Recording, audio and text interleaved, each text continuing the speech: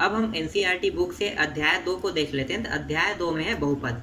तो बहुपद किसे कहते हैं, बहुपद होता क्या है, बहुपद के कितने प्रकार होते हैं और बहुपद को कैसे पहचाना जाता है, इन टॉपिकों पे बात करेंगे। उसके बाद हम प्रश्नावली के प्रश्नों को शुरू करेंगे।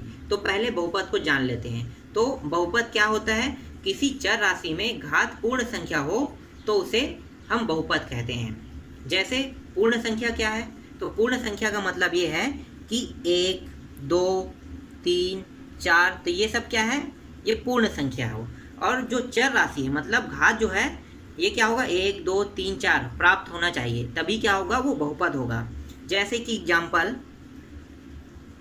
जैसे x प्लस 1, तो देखो x का घात कितना है, 1 प्राप्त हो रहा है, मतलब ये क्या है, ये एक बहुपद है। ठीक, समझ में आ रहा है आपको।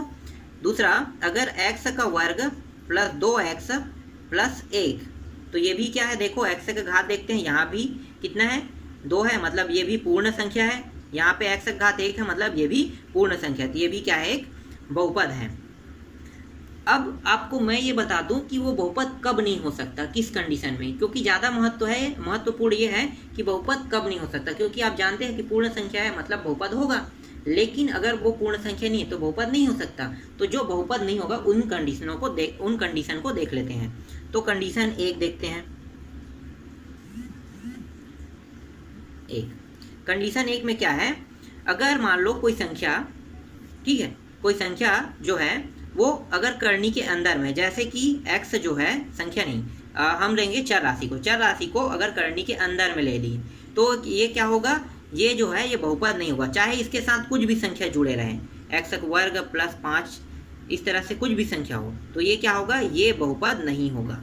सीधी बात। पहली क्या है कि आपका जो एक जो मान है वो करनी के अंदर में है, और जो चर राशि है, खास बात ये है कि जो चर राशि है वो किस में है, करनी के अंदर में है, इसीलिए ये बहुपद नहीं होगा।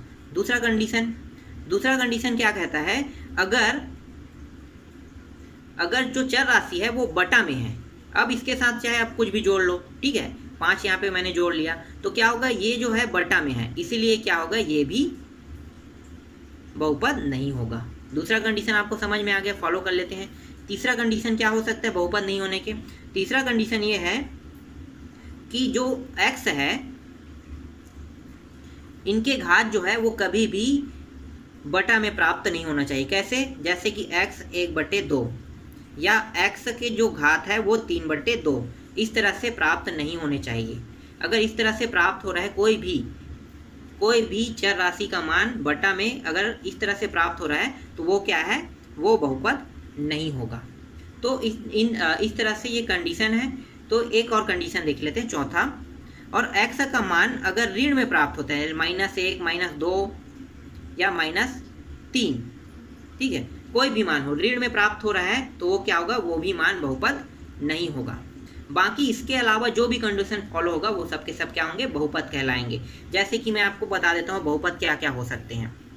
आप देख लो, x का वर्ग प्लस 5 करनी के अंदर है, x प्लस 1 बहुपद हो रहा है। क्यों बहुपद हो रहा है, क्योंकि देखो x के अंदर कोई करनी नहीं लगा है, किसके अंदर लगा है, 5 के अंदर, तो ये बहुपद हो सकता है।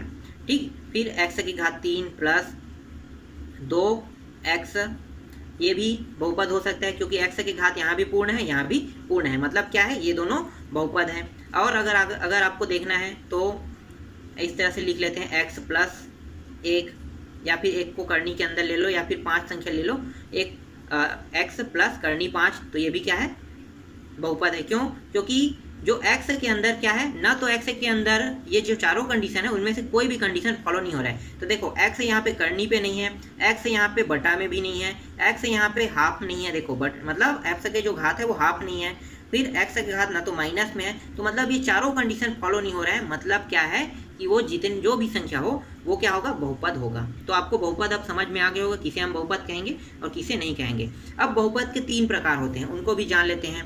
पहला, रैखिक बहुपद। रैखिक बहुपद क्या होता है, रैखिक बहुपद में जो घात 1 होता है, x का घात 1 होगा, उसे हम रैखिक बहुपद कहते हैं। तो देखो ये वाला जो मान है इसमें x का घात 1 है, मतलब हम इसको रैखिक बहुपद कह सकते हैं। ठीक, तो x का घात 1 है, मतलब ये रैखिक बहुपद है। उसके बाद दूसरा देख लेते हैं, द्विघात बहुपद।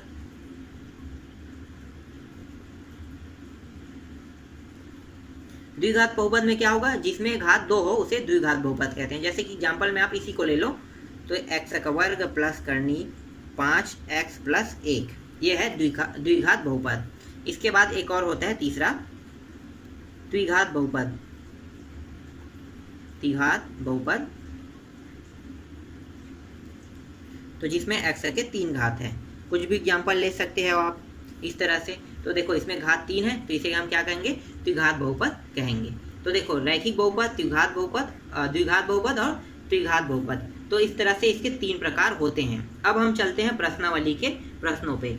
तो प्रश्नावली 2.1 का जो पहला प्रश्न है वो है, किसी बहुपद px के लिए y बराबर px का ग्राफ नीचे आकृति 2.10 में दिया है। प्रत्येक स्थिति में px के शून्याङ्कों की संख्या ज्ञात कीजिए। तो यहाँ पे 6 जो है वो ग्राफ दिया हुआ है। तो इनमें पहला ग्राफ देख लेते हैं। मैं यहाँ पे आपको कुछ बताना चाहूँगा पहले ग्राफ को देखने से पहले, कि जब भी यहाँ पे क्या है, एक x, यहाँ पे जो ग्राफ है इसमें x रेखा है और एक y रेखा है। तो x रेखा और y रेखा दोनों रेखाएं दी गई है। तो कोई भी जब भी ग्राफ खींचा जाएगा, उस ग्राफ में जो भी लाइन बनेगा, जो भी रेखाएं वहाँ पे खींची जाएगी, उस रेखाओं को x को अगर वो टच कर रहा है, ठीक है, तभी उसका क्या निकलेगा, शून्याङ्क निकलेगा। हमें क्या ज्ञात करना है, शून्याङ्क ज्ञात करना है ना। तो शून्याङ्क तभी निकलेगा जब x रेखा को जो भी रेखा है वो टच कर रहा है, वहाँ पे हम जो एक्स्ट्रा रेखा दे रहे हैं वो टच कर रहा है, तो क्या होगा, उसका शून्याङ्क निकलेगा। लेकिन अगर x के अलावा y को अगर टच कर रहा है तो उसका शून्याङ्क नहीं ज्ञात किया जा सकता। तो क्या होगा, उसका शून्याङ्क 0। तो पहला को देखो, पहला में जो रेखा है x और y रेखा दोनों रेखाएं हैं। तो जो वहाँ पे यहाँ पे जो ऊपर की ओर जो रेखा है वो y रेखा को टच कर रहा है। तो क्या इसका शून्याङ्क निकल सकता है? नहीं। क्यों नहीं निकल सकता? क्योंकि जो रेखा है उसे किसे टच करना था, x रेखा को टच करना था, मतलब क्रॉस करना था उसको। तो ये x रेखा को क्रॉस नहीं कर रहा है, तो पहला का जो शून्याङ्क है वो क्या प्राप्त हुआ, 0 प्राप्त हुआ। दूसरा देख लो, तो दूसरा का शून्याङ्क क्या होगा, तो देखो दूसरा का शून्याङ्क में आपको देखना है x रेखा को। तो x रेखा में एक बार वो क्रॉस कर रहा है x रेखा को, तो एक बार क्रॉस कर रहा है, मतलब इसका शून्याङ्क क्या होगा, 1 होगा। y रेखा को क्रॉस कर रहा है, हमें उसे नहीं गिनना है, हमें सिर्फ किसको गिनना है, x रेखा को क्रॉस कर रहा है। तो जहाँ पे भी x रेखा को वो क्रॉस कर रहा है वहाँ पे उसे हम गिन दें, तो इसमें दूसरा में 1 आएगा। तीसरा पे देख लो, तो तीसरा में क्या है, तीसरा में 3 बार क्रॉस कर रहे हैं, एक यहाँ पे, दूसरा यहाँ पे और तीसरा यहाँ पे। तो ये जो इसकी जो शून्याङ्क की संख्या है वो कितनी होगी, 3 होगी। चौथा में x रेखा को 2 बार क्रॉस कर रहा है, एक बार यहाँ पे और एक बार यहाँ पे, तो इसकी जो शून्याङ्क है वो होगी 2। पांचवा में देखो x रेखा को कितने बार क्रॉस कर रहा है, तो यहाँ पे एक बार यहाँ पे क्रॉस कर रहा है, दूसरी बार यहाँ पे, तीसरी बार यहाँ पे और चौथी बार यहाँ पे। तो इसका जो शून्याङ्क संख्या है वो 4 होगा। फिर अंतिम प्रश्न देख लेते हैं। इसमें से अंतिम है, यहाँ पे एक बार यहाँ पे क्रॉस कर रहा है, दूसरी बार यहाँ पे क्रॉस कर रहा है और तीसरी बार यहाँ पे, तो यहाँ पे 3 बार ही क्रॉस कर रहा है। देखो वो क्रॉस करते हुए आगे बढ़ा है ना, ऊपर उठ के वापस क्रॉस नहीं किया है, इसलिए आपको क्या करना है, इसको 1 ही मानना है, मतलब 1 और 2 और 3 ही बार यहाँ पे क्रॉस कर रहा है। तो इस तरह से शून्याङ्क हमने कंप्लीट कर लिया, शून्याङ्क हमने निकाल लिया और ये प्रश्नावली 2.1 भी कंप्लीट हो गया। आशा करता हूँ कि ये वीडियो आप लोगों को अच्छे से समझ में आया होगा। इसके बाद हम लोग प्रश्नावली 2.2 के प्रश्नों को देखेंगे।